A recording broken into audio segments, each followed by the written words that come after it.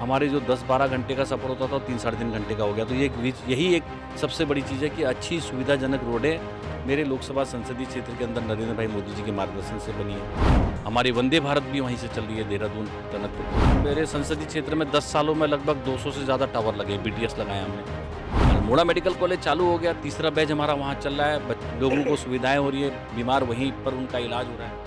उत्तराखंड में लोकसभा चुनाव की जो सरगर्मी है वो तेज हो गई है और हमारे साथ मौजूद है अल्मोड़ा से सांसद प्रत्याशी अजय टमटा। सर, किस तरीके से देखते हैं, कई सारे लोकार्पण हुए हैं और शिलान्यास हुए हैं, काफ़ी सारे मुद्दे थे।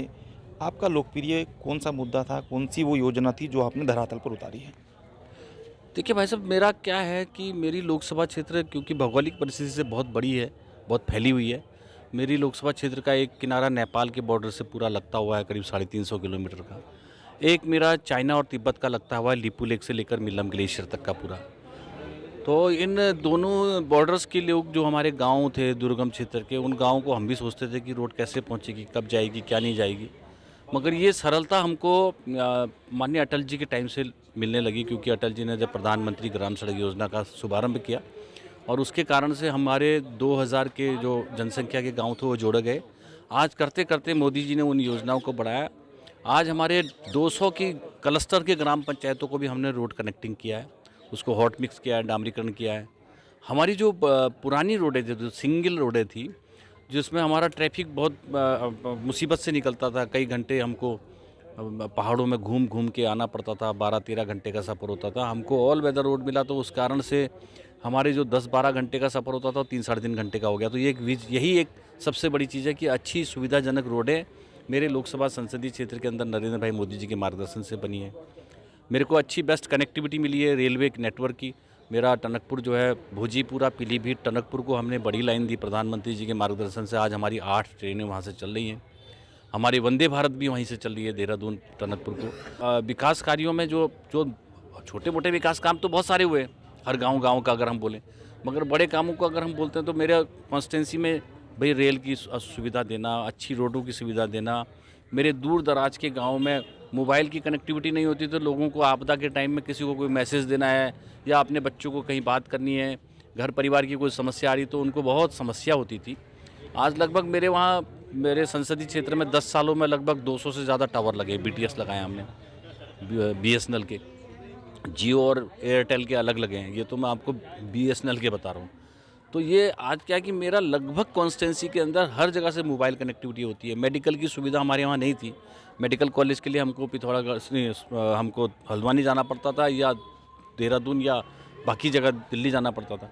अल्मोड़ा मेडिकल कॉलेज चालू हो गया, तीसरा बैच हमारा वहाँ चल रहा है। लोगों को सुविधाएँ हो रही है, बीमार वहीं पर उनका इलाज हो रहा है। अभी पिछले बार माननीय प्रधानमंत्री जी के मार्गदर्शन से मेरे पिथौरागढ़ को भी मेडिकल कॉलेज का पैसा रिलीज़ हुआ है। हम अगले 2-2.5 साल के अंदर पिथौरागढ़ मेडिकल कॉलेज को भी चालू करेंगे। हमारे यहाँ जो यूनिवर्सिटी है वो नैनीताल रहती थी। भई अल्मोड़ा, पिथौरागढ़, बागेश्वर, चंपावत के लोगों को नैनीताल जाना पड़ता था अपनी डिग्री के लिए, अन्य चीज़ों के लिए भी। अब हमारी अल्मोड़ा ही सुमन सिंह जीना विश्वविद्यालय बन गया है। उसके कैंपस के रूप में चंपावत, बागेश्वर और पिथौरागढ़ बना है। हमारी मेडिकल की शिक्षा सुविधाजनक बनी है, हमारी सामान्य शिक्षा सुविधाजनक बनी है, अच्छी बनी है, बड़ी बनी है, हम आगे बढ़े हैं उस दिशा में। हमारी सारी चीज़ें अच्छी हुई है।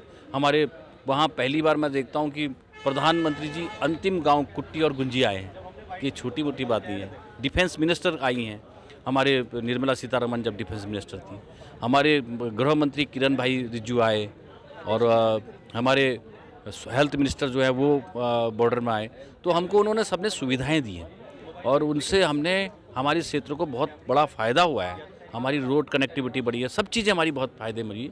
तो इसलिए मेरे को लगता है कि मेरे क्षेत्र के अंदर जो जनता के पास, जनता जो देख रही है, गरीब को जो सुविधाएं मिलनी चाहिए वो सारी मिल रही है। उसकी पेंशन स्कीम्स का लाभ मिल रहा है, बीमारी के लिए इलाज का पैसा मिल रहा है, किसानों को खेती के लिए किसान सम्मान के माध्यम से मिल रहा है। जो गरीब है, जिसके पास शौचालय नहीं था, गैस का कनेक्शन नहीं था, राशन नहीं था, उन सबको वो सारी सुविधाएं मिल रही हैं। तो उसकी मूलभूत सुविधाएं हैं, और जिसके कारण से वो अपने लोकतंत्र में अपने मतदान का इस्तेमाल करता है।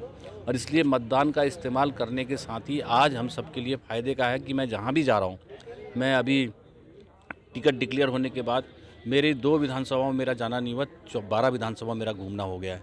मैं अल्मोड़ा, जागेश्वर, पिथौरागढ़, गंगोली हाट, धारचूला, डीडी हाट और रानीखेत, द्वाराहाट और जागेश्वर, सोमेश्वर, ये सारा मैं करके आया हूँ। अब सल्ट और मेरा कपकोट बचा है। मैं आज मीटिंग नहीं होती तो मैं वहीं को जाने वाला था। अब मीटिंग के बाद मेरा सल्ट जाना है, फिर कपकोट जाना है।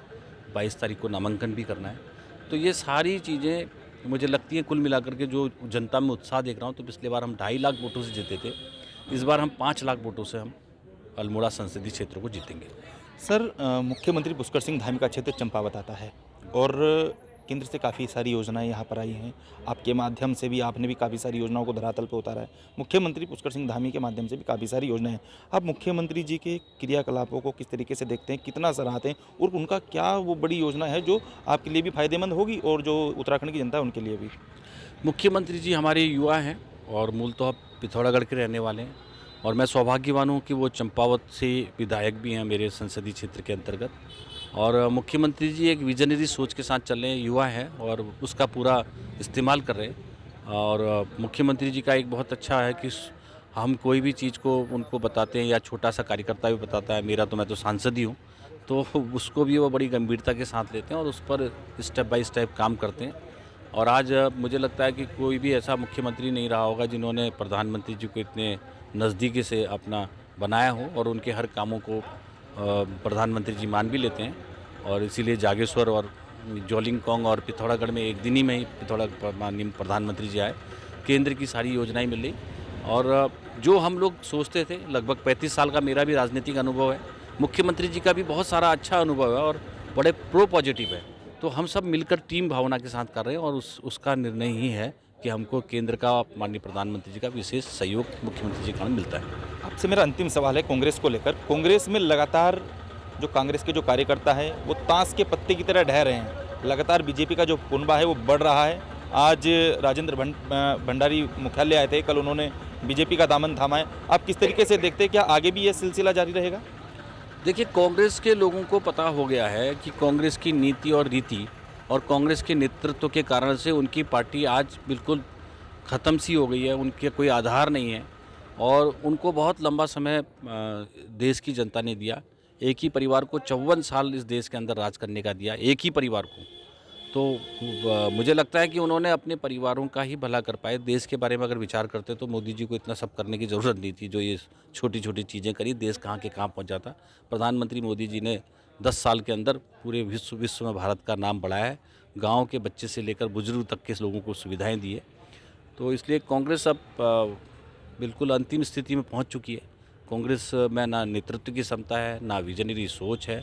और इसलिए कांग्रेस में जो समझदार नेता हैं, जो समझते हैं कि मुझे सामाजिक जीवन में और काम करना है, मेरी जो छवि व्यक्तिगत है वो बनी रहे, कांग्रेस के कारण से मेरी छवि और ख़त्म ना हो, तो इसलिए वो 100% कांग्रेस छोड़ के भारतीय जनता पार्टी के अंदर आएंगे।